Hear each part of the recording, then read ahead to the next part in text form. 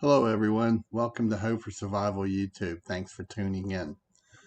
Welcome to the new subscribers. I want to talk to you about planning.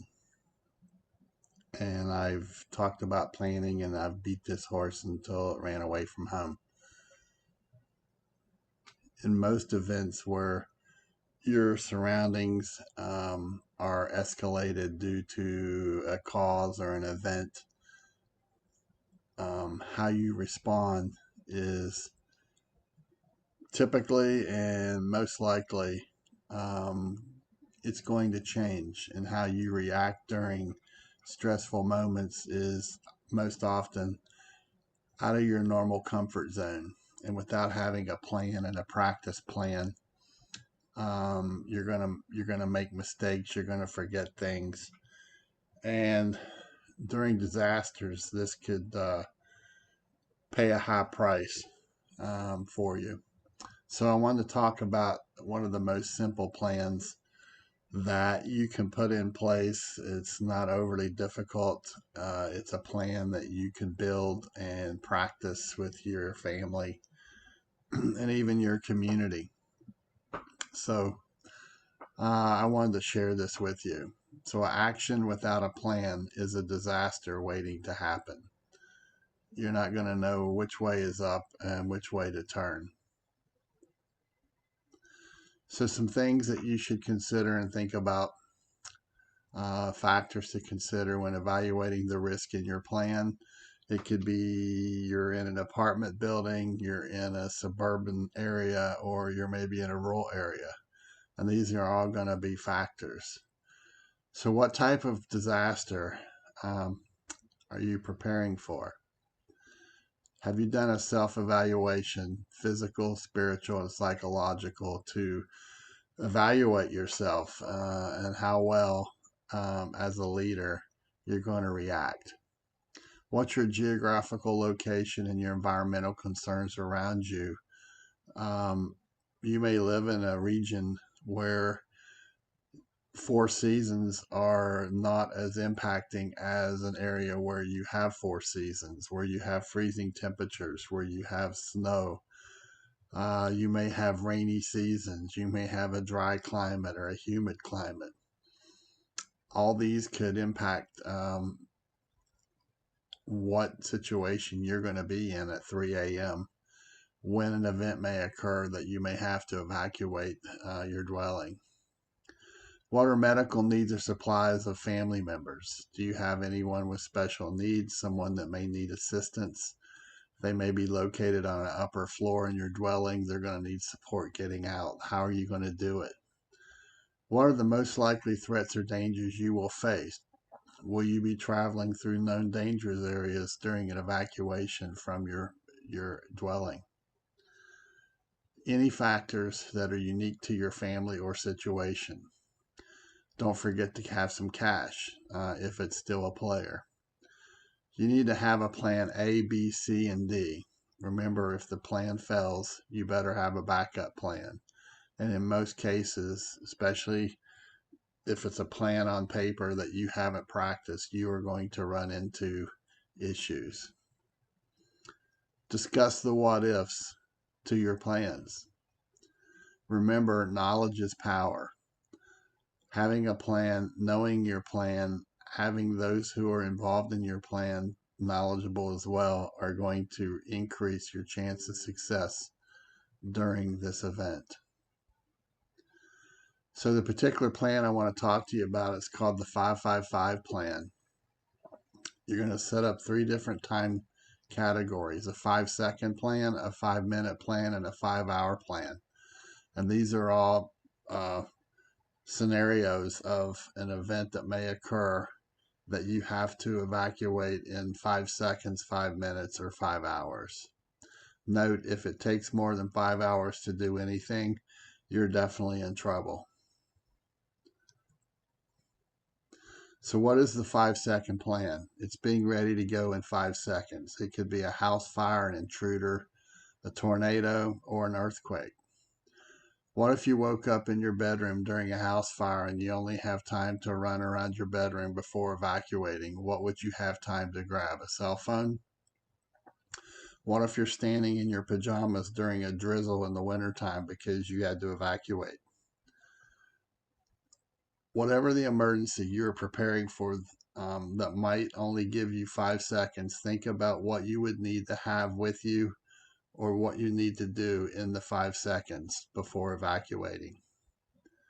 Do you have your clothes laid out the night before, or do you have a bug out bag in your room with goodies that would help you deal with the situation? And that applies to each family member and pet. Have you considered establishing a cache outside of your home someplace in the event you evacuated in 5 seconds? You're standing in the freezing cold, your children are cold. What do you have that's prepared in place to take care of that scenario? You might have blankets, you might have change of clothes, um, either in a bag or have them stored in an outbuilding or someplace nearby that you want to transfer from your condition to your new condition with as little pain and trauma as possible for you and your family. Have you prepared in advance for children and pets? Most people have not. You might want to consider making it a fun game. Teach your children how to use a pillowcase and throw things that they would need in that pillowcase. Okay. And their responsibility is to grab that pillowcase on the way out. Whereas you or an adult family member would have pre-packed bags at a location that is close by to your evacuation route that they can grab on the way out. You, as the leader of your home, are not going to have time or be able to do all the steps on your own.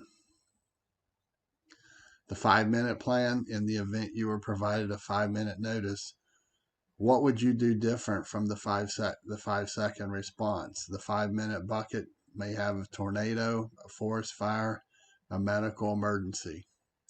In most cases, a person will have a few minutes to get ready. In the case of having a family, you can see how important it is for them to know what they need to do if something happens. Otherwise, you will be spending all your time getting them ready and none on getting yourself ready. Identify or break down each scenario into what you would need to do and what you would need to take. Then do the same for each family member. The tornado is listed in both files so far. Why? Wouldn't you rather have 5 minutes to get ready for the emergency versus the 5 seconds? The difference between the two would be as simple as having an alarm, such as the Midland WR 120B NOAA Weather Alert All Hazard Public Alert Certified Radio. You would be awakened by a 90 dB alarm if something was happening in your area. The 5-minute heads up could be the difference of getting your family to shelter versus just getting out the door. The 5-hour plan is be ready to go in 5 hours. It could be a hurricane, riots start to break out, regional power grid permanently damaged, or a SHTF scenario. If you lose the grid or the financial system collapses, you will have some time to get ready. You may not have several days though, because everyone else will be panicking and doing all sorts of unexpected things. Remember, don't be a part of the 90% and try to stay 3 steps ahead. While everyone else is either trying to stock food, cash, or fuel, your plan will have you locking down, topping off fuel, bringing your team together, or miles down the road headed out of town. If you're planning on grabbing your items and heading to a bug out location, could you do it in 5 hours? Does the plan require you to load supplies and take several vehicles, pets, and family members? This may not be so easily done. Have you walked through your plan, conducting each step to ensure it works? If your plan requires 3 vehicles and one breaks down, what is your fallback plan? What if your 5-hour plan changes and turns into 5 minutes? Do you have a plan on how you will spend those 5 minutes? Having a plan to deal with an emergency is more than just a checklist of things to do if something happens. It's about changing things to your favor, making plans outside of the most likely scenario. Consider relooking your plans and seeing what you can do differently by looking at them in terms of how much notice you will have. You want to be proactive versus reactive. Your life could depend on it. During any kind of evacuation or disaster, you need to keep in mind and have a mindset that you may not be returning to your home or that dwelling. What about all your important papers, things that are important to you? Deeds, titles, photographs, diplomas, banking information, wills, and so forth. Consider digitalizing all these documents and having them in digital form on some form of a memory stick. The Hope for Survival memory stick that we sell on our website at hopeforsurvival.com is pre-built with files set up like a digital filing cabinet for you to store all these documents, so you can either have this memory stick maybe stored at a bank in a safe deposit box or somewhere near, so when you run out the door, if you can't carry an armful of important documents, you have them all digitalized and packed in your go bag. So the hard choice. No choice is guaranteed to ensure surviving a feces hits the rotating still scenario. Most likely, it's not going to go exactly how you have envisioned it in your mind. Choices are driven by circumstances such as the ability to relocate, age, health, and financial factor, timing and events, intelligence reporting and existing threats, personnel in place, current danger level escalating quickly, mobility choices, seasonal impacts, consensus vote by family or team, having to leave a family member behind. Have you identified a family or group rally point? Good intelligence to the situation will provide better information to base your decision on. Intelligence should be a primary source to help conduct your risk assessment, analysis, and mitigation steps.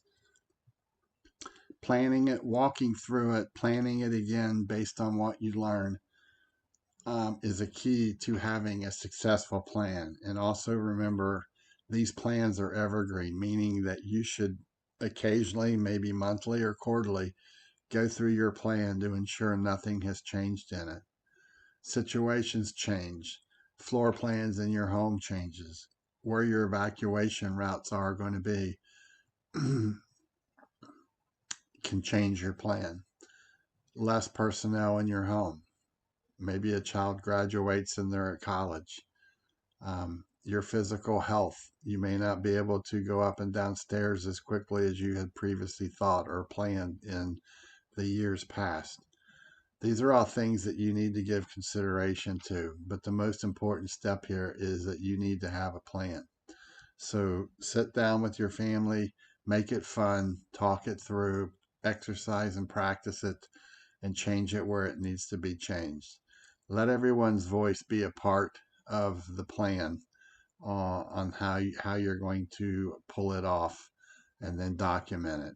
Okay, have it documented and keep it in a place where family members can see it and review it, and be afforded the opportunity to ask questions or suggest changes based on events and scenarios in your dwelling.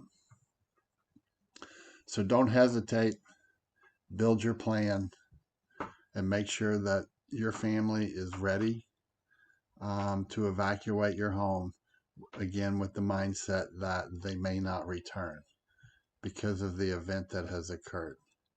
Stay safe out there, and one of the best ways to stay safe is by having a plan in all cases for all events. This is just one simple plan for emergency actions in your home. If you like this video, please hit like. If you haven't subscribed, please subscribe. and share with others. Help them out to stay safe. Until next time, remember, don't forget to count your blessings because we are blessed people. And don't forget to give thanks. Bravo Echo out. Thank you for checking out the Hope for Survival YouTube channel. If you are new to Hope for Survival, you can check out our books at our webpage. Book 1, which is Hope for Survival, Getting You Prepared for Disasters, and Book 2, Hope for Survival, The Mindset, are both available for order on the website.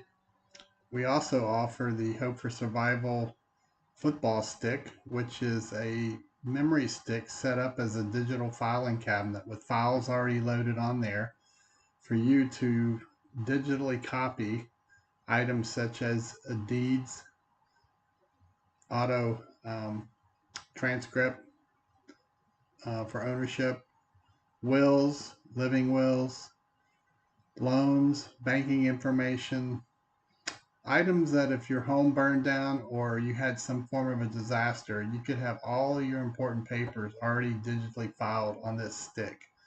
All you do is simply drag the digital file into the appropriate preset folder so that you'll have it in the event of a disaster. You have to flee your home in a hurry, or also if you're away from home and you need critical information that's personal, if you have your memory stick with you, you can put it in your computer and pull that information up wherever you may be.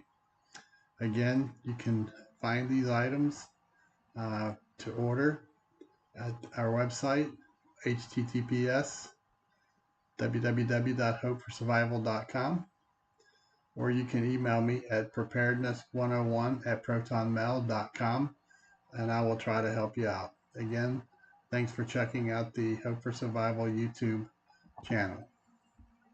Hope to see you again.